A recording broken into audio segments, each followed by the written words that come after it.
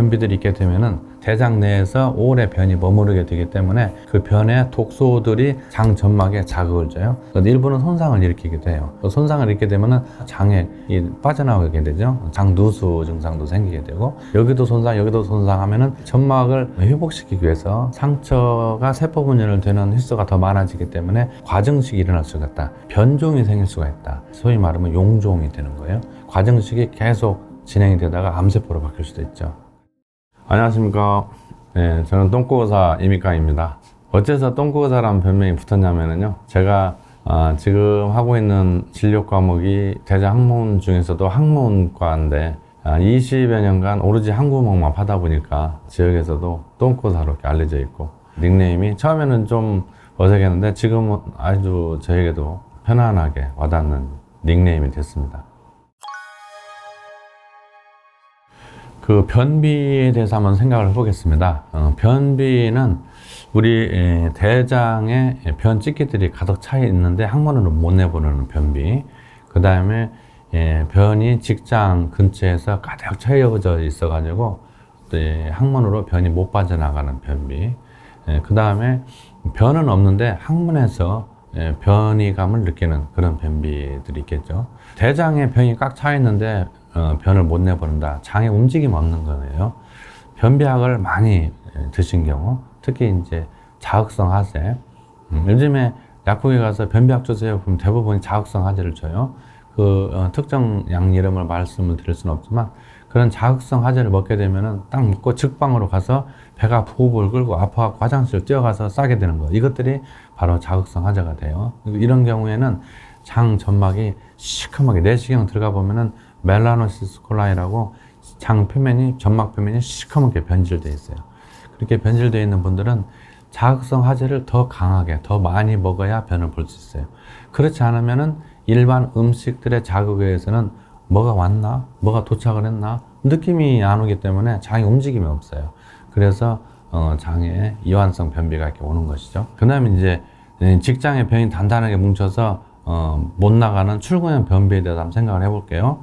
자, 직장의 변이 왜 단단해지느냐? 이거는 변이감이 왔을 때, 다시 말해서 똥 마렵다는 신호가, 첫 신호가 왔을 때 이거를 화장실 가서 내보내야 되는데, 지금 상황이 그럴 화장실 갈 상황이 아니다. 지금 제가 지금 촬영 중이잖아요. 근데 지금 대변이 마렵다, 변이감이 오고 똥 마렵다. 근데 지금 화장실 갈 수 없잖아. 그럼 참아야 되잖아요.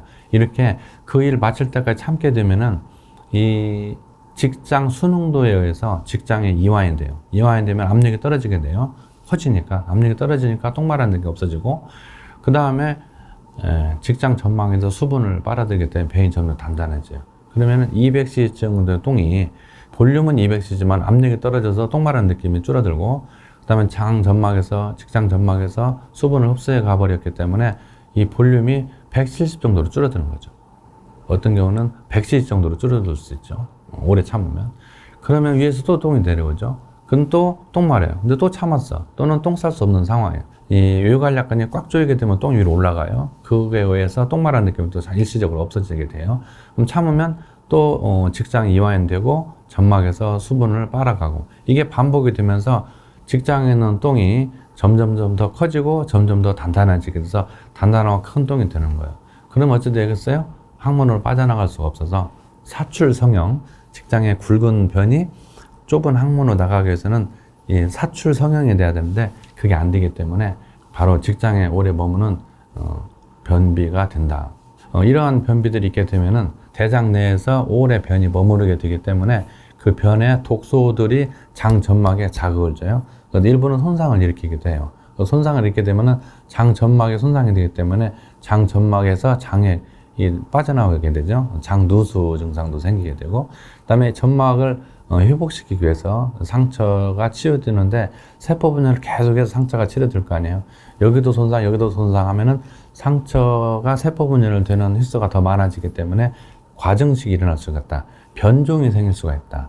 그게 소위 말하면 용종이 되는 거예요. 그래서 변종이, 과증식이 계속 진행이 되다가 암세포로 바뀔 수도 있죠. 그래서 이러한 것들의 원인이 될 수 있고, 그 다음에 이 장에 머무는 이 변의 독성 일부가 흡수가 되게 되면 이게 피를 타고 다니면서 혈중에서 호르몬에 분비되는 셈에 자극을 줘서 그 호르몬에 영향을 주기 때문에 얼굴에 기미, 잡티 이런 것도 올 수가 있고, 두통, 그다음에 짜증나고 그런 스트레스로 작용이 될 수도 있겠죠. 그래서 이런 경우는 똥 마른 신호가 왔을 때 바로 화장실 가서 일단 앉아있는 그런 배변 훈련을 잘 해야 된다. 어린이만 똥 싸는 훈련을 화장실 가서 똥을 쌌다고 박수치고 막 그러잖아요. 그런 것처럼 어른들도 배변 그 훈련을 잘 해야 됩니다. 그래서 똥 마렵다, 이런 변이감이 오면은 참지 말고 화장실 가야 된다. 이거 생리적인 거를 주위 분들도 좀 이해를 해 주셔야 돼요. 그래서 똥 마릴 때 바로 화장실 가야 돼서 그 무른 똥, 아주 젤 성분에 녹는 식이섬유가 원활하게 기능하고 있는 그 말랑말랑한 신선한 똥을 바로 내보낼 수 있게 하면은 변비도 예방도 되고 항문에도 건강할 수 있고, 또 그렇지 않고 단단한 똥을 싸게 되면은 힘을 막 줘야 되잖아요.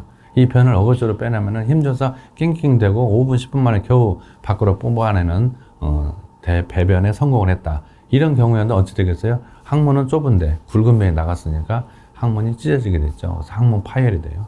이걸 이제 치열이라고 하는데, 치열이 되면 어찌 돼요? 찢어지기 때문에 염증이 생길 수도 있고 가려움증이 생길 수도 있고, 무엇보다도 통증과 출혈을 일으키게 되죠. 그 다음에 직장에 이제 변이 가득 찼는데 이것이 아직은 그렇게 단단하지 않아서 힘들게 사출 정형을 해서 어렵게 뽑아냈다. 그렇게 되면 어찌 돼요? 뽑아내는데 시간이 걸리죠.